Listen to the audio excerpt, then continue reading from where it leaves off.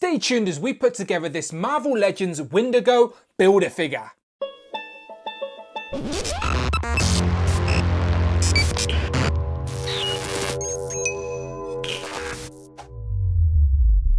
Pow, and welcome back to the channel, Dan Who Reviews. As always, my name is Dan W. Make sure you are following me on Instagram at It's Dan Who. Today we have come to the end of yet another wave of Marvel Legends, and in front of me we have all of the pieces on the table we need to build the Wendigo Build-A-Figure. Now, as you can see, I've changed my background from white to black because this guy just wouldn't have been visible otherwise. So to build the Wendigo, you will need to buy all of the figures in what is being dubbed as the X-Force wave. So you will need to buy Wolverine in his X-Force gear, Cannonball, even though he has no legs, Boom Boom, Guardian, Nightcrawler, and Mr. Sinister. Now, I've done full reviews of all of those figures on the channel right now, so go and check out the videos tab, and I'm sure you will find them on a playlist.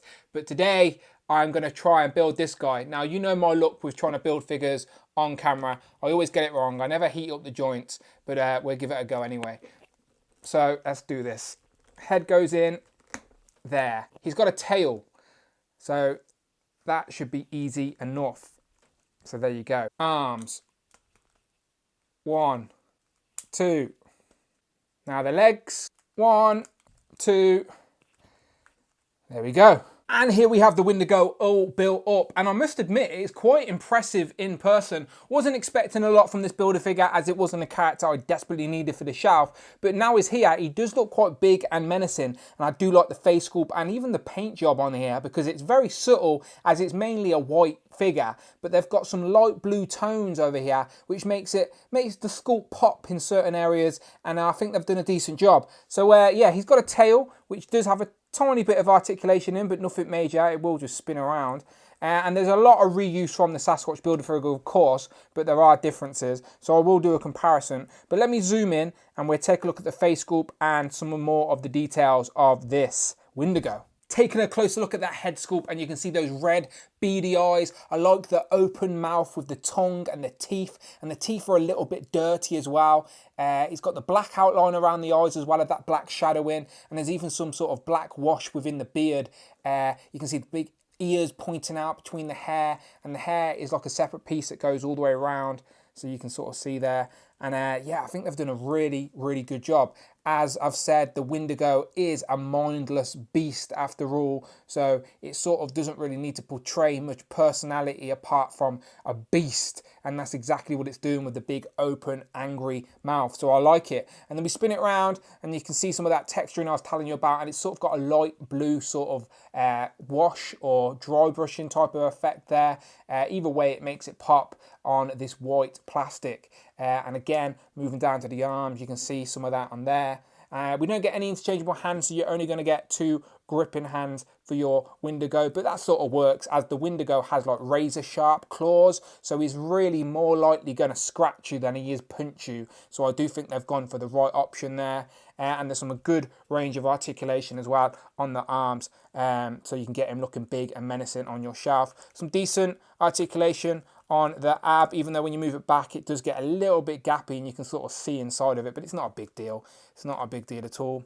It's sort of got a loincloth type of effect there, so we don't see a Wendigo penis, thank God. And then on the back, we've got a tail. And again, the Sasquatch definitely didn't have a tail, so this is all new.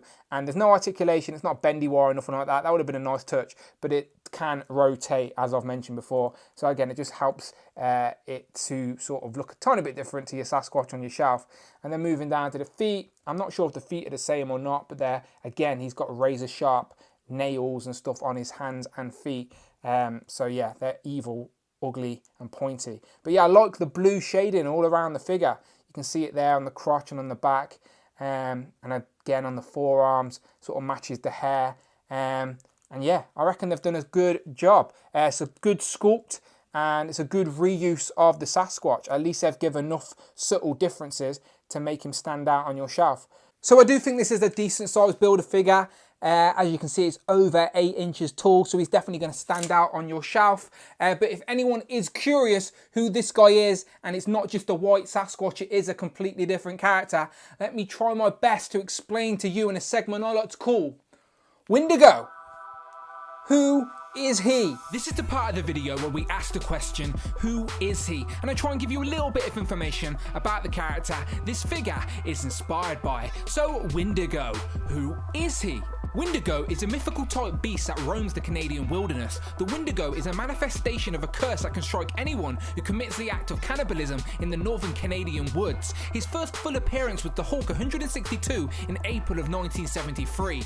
Many different people have been cursed and became the Wendigo. It turns them into a mindless white fur type monster that is strong enough to go head to head with the Hulk himself. So there you go, I hope that helps. Again, I do not claim to be an expert, but it is nice to have a little bit of information about the characters these figures are inspired by. So the obvious first comparison is, of course, the Sasquatch. Now, a lot of people thought this Wendigo was just a straight up reissue of the Sasquatch, but in a different colour, very similar to what Toy Biz did back in the day. But no, there is enough differences here to make it its own unique character. So of course, the colours are drastically different, but there are some subtle things as well, which make the unique sculpts. So he's got the tail, his loincloth section as well is a bit longer on the front. The fur sections on the back are different as well. The Wendigos seems to have a lot more fur, and also the toes are different. So you can see there the toes on the Sasquatch are like human sort of toes with toenails, where the Wendigo has like pointy sharp claws, which I've already mentioned. So that feet sculpt actually make him taller than the Sasquatch. So it's only subtle, but the Wendigo is definitely taller than the Sasquatch. So I think they do scale quite well together. So I think they are really good. Again, it's a decent mold. I overlooked it originally, but learnt to love it. And yeah, I think they've done a decent job at reissuing the body mold, but giving us those little tweaks to make it unique to the Wendigo. So another big body mold that I've got recently, which I think is worth doing a comparison with this guy, is of course the Hulk from the 2-pack with Wolverine. And look at these three big characters all standing together.